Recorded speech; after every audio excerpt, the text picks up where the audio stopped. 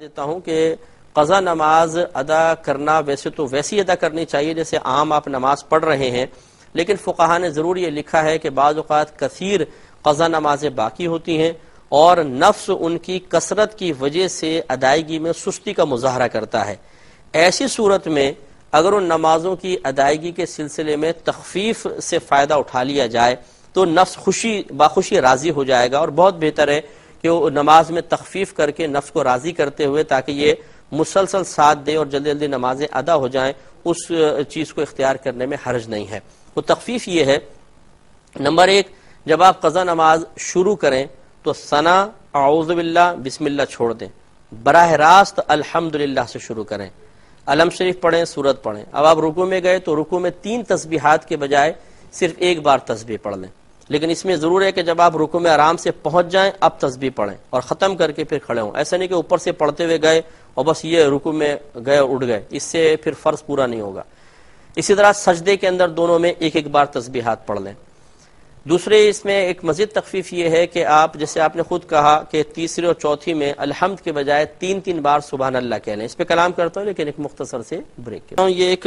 بہن کو بتا رہے تھے کہ قضا نماز میں تخفیف کیا تخفیفات حاصل ہو سکتی ہیں۔ پہلا بتایا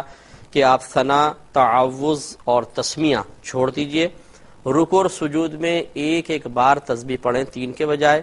اور فرض کی تیسری اور چوتھی رکعت میں الحمد شریف کے بجائے صرف 3 بار سبحان اللہ سبحان اللہ سبحان اللہ کہہ کر آپ رکوع کر سکتی ہیں۔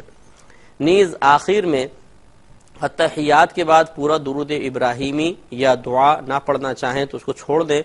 اور صرف اللہم صلی علی محمد کہہ لیں، یعنی اتحیات پوری پڑھیں، اس کے بعد اللہم صلی علی محمد کہہ کر آپ سلام پھیر سکتی ہیں۔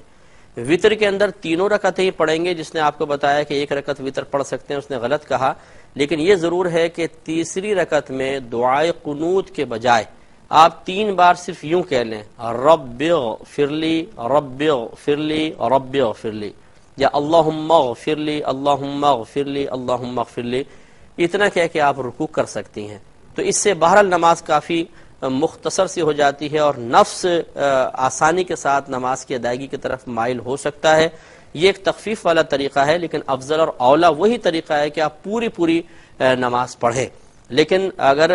پوری نماز پڑھنے کے سلسلے میں نفس اتنا غالب آ رہا ہے، سستی کر رہا ہے کہ پڑھی ہی نہیں جا رہی، تو اس سے کہیں زیادہ چھوڑنے سے کہیں زیادہ بہتر یہ ہے کہ آپ تخفیف والے طریقے کے ساتھ نماز کو ادا فرما لیں۔